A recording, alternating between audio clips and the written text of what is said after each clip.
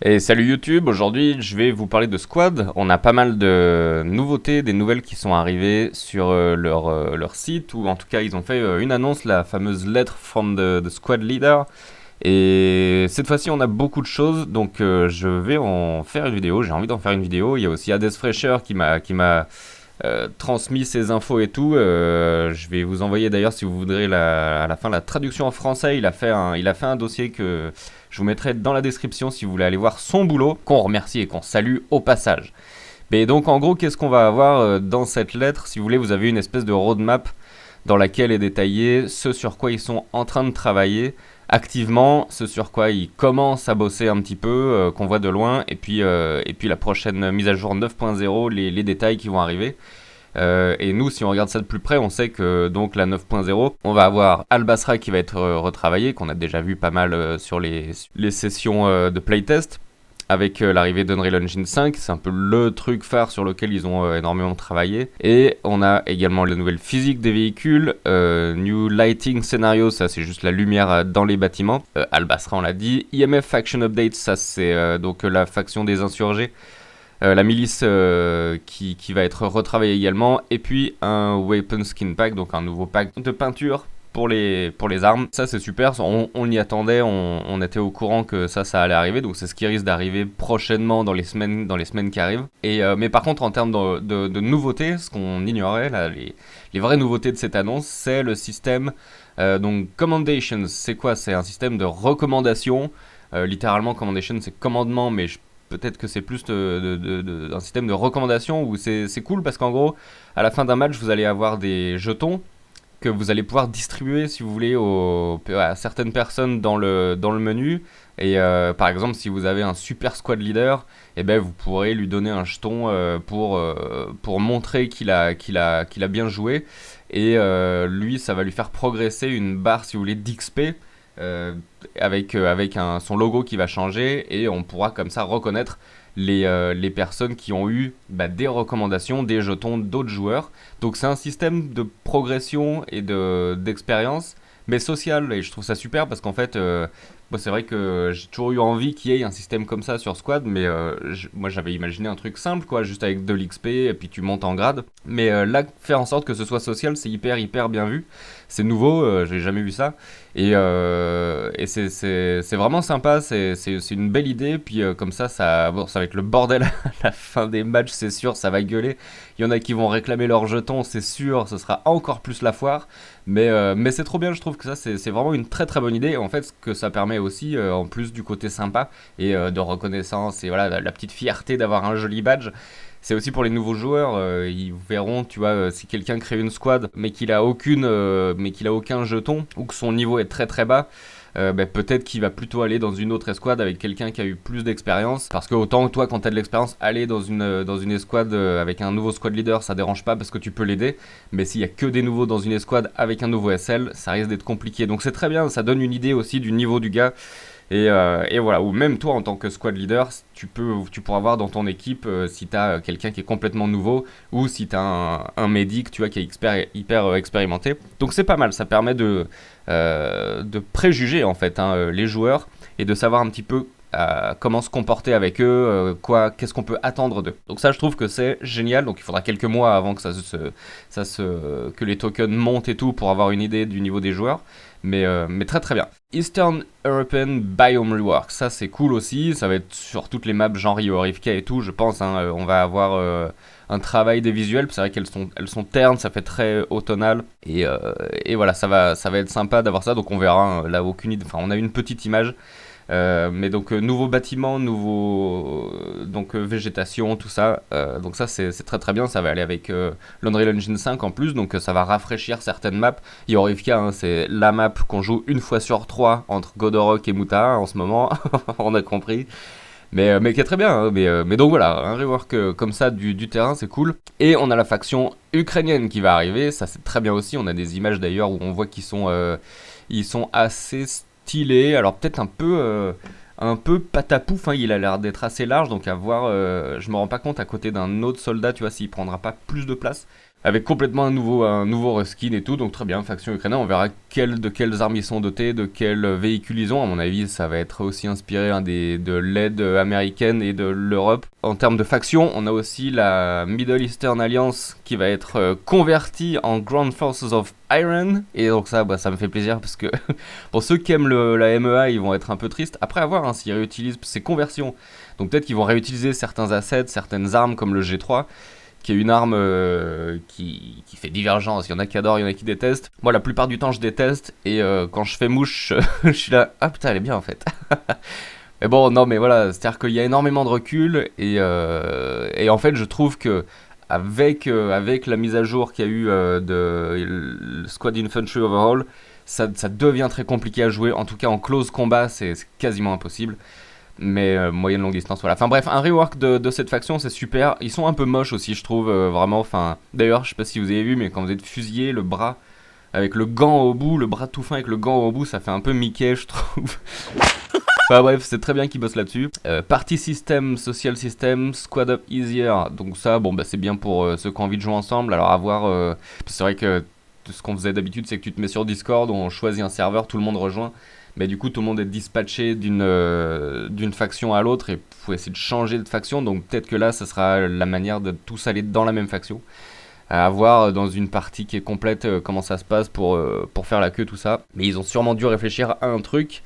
Et puis, donc ça, c'est pour tout ce qui est dans In Progress, donc ce qui devrait arriver prochainement. Et ensuite, on a ce sur quoi ils travaillent de manière un petit peu plus... qui sera là moins tôt. Mais on a UI Updates, donc le menu qui va être changé, ça c'est franchement pitié, allez-y, parce que le stuttering dans le menu, avoir des freezes dans un menu, ou même la barre de recherche, enfin la barre de recherche qui foire, les filtres qui s'activent, qui se désactivent tout seul quand tu relances le jeu. Des fois ils te proposent juste 5 ou 6 serveurs, même si tu rafraîchis, il faut redémarrer le jeu. Enfin c'est une grosse galère le menu, c'est une catastrophe. Il est tout buggé, tout pété, donc voilà, c'est très très bien qu'ils bossent là-dessus. J'espère qu'ils vont faire surtout du quality of life, mais quitte à ce qu'ils enlèvent les animations derrière et les particules et tout, parce que j'ai l'impression que ça fait planter l'ordi. Donc mettez-nous des trucs fixes, il n'y a pas de souci, mais juste qui marchent quoi. Et puis le gros coup de cocorico, l'armée française qui débarque, donc ça c'est super, je pense que ça va faire beaucoup d'heureux. Je suis très content pour Tactical Collective qui doivent être fiers d'eux, qui peuvent être fiers d'eux. Et voilà, qui va enfin voir le jour officiellement sur Squad. C'est vrai qu'ils le méritent largement. Il y a eu d'autres factions qui sont arrivées avant. Et franchement, voilà, ça fait plaisir. Surtout qu'ils ont fait de l'excellent travail. Donc ça va être une belle faction avec des beaux skins, des beaux flingues, des super véhicules. Donc ça, c'est une très très bonne nouvelle. Et un autre truc, moi, qui me fait vraiment plaisir, c'est Territory Control Rework. Ça, c'est génial, parce que c'est vrai que Random Advanced Secure, on le connaît quand même par cœur, même si c'est en super mode et que c'est le mode principal, c'est très bien. Mais c'est vrai que de temps en temps, faire un autre mode autre que Invasion, mais même, genre Insurgé, le truc au Search and Destroy, je trouve génial. Je pense que Search and Destroy, j'ai dû y jouer 2 fois en 10 ans, alors qu'il y a un potentiel monstrueux, mais c'est vrai que c'est difficile à mettre en place quand la partie elle se lance, il y a tout le monde qui sait pas trop comment gérer le truc. Même les règles du jeu, on les a pas en tête parce qu'on y joue tellement jamais. Donc en fait, essayer de faire revenir ce genre de mode de jeu, c'est bien. Mais de les rendre peut-être un petit peu plus compréhensifs, peut-être un petit peu plus intuitifs, ou en tout cas avec plus d'indices visuels, je sais pas, sur le HUD, avec comment faire quoi. C'est très bien, mais ouais, Territory Control Rework, ça c'est vraiment génial. En fait, j'espère qu'ils vont continuer dans cette direction et essayer de faire remonter comme ça les autres modes de jeu qui sont en fait qui changent complètement la manière dont on joue sur une map. Territory Control, j'ai des souvenirs de Territory Control sur Scorpo où en fait on longeait la montagne, on essayait de poser une hub hors territoire pour pas qu'elle se fasse spot sur l'icône. Et en même temps en contrebas il y avait tous les véhicules, enfin vraiment des gros moves en fait. Ça c'est beaucoup plus lent comme progression, c'est mètre par mètre, il y a presque un truc un petit peu de guerre de tranchées, et en fait ça change complètement le jeu. Donc et la manière dont on y joue, la manière dont on organise la partie, et même les combats quoi, parce que c'est vraiment t'as la méga ligne de front et c'est 50 contre 50 avec la ligne de front, les véhicules qui essayent de faire du soutien de loin ou de flanc. Mais donc, enfin ouais, je suis très très très content quoi, qu'on puisse peut-être jouer un peu plus souvent autrement à Squad. Et sinon, pas mal de. Alors, Picture in Picture Optimization, ça, moi je suis déçu que ce soit juste planning. J'aurais aimé que ce soit dans la 9.0 là, directement. Parce que. Il y a moins de stuttering, il y a moins de freeze, j'ai l'impression, quand on met le nez dedans. Mais c'est vilain quoi, c'est vraiment soit c'est coupé au rasoir à l'intérieur, soit ça bave, c'est dégueu. Franchement, le picture in picture, pour moi un gros échec d'une des dernières mises à jour. J'allais dire entre autres, il n'y a pas eu que des gros échecs. Mais disons, voilà, c'est pas terrible, terrible du tout quoi. Donc moi presque, hein, je joue quasiment que en point rouge quoi. J'utilise presque plus de viseur x3, x4. Même si c'est fonctionnel, tu peux, hein, je veux dire, voilà, des fois t'as pas le choix sur les grandes maps, genre Manicouagan, si t'as pas un x4, c'est quand même un peu compliqué d'engager d'un point à l'autre. Mais très très bien qu'ils bossent là-dessus. Et puis sinon, un système de brigade pour les teams, donc soit à voir quelle forme ça prendra. Mais j'imagine peut-être soit un badge, soit un petit. Peut-être le truc avant le pseudo, vous savez, on peut changer le préfixe. Alors peut-être que ce sera ça. Quelques emotes, quelques trucs, des petites bricoles. Mais tout ça, c'est moins important.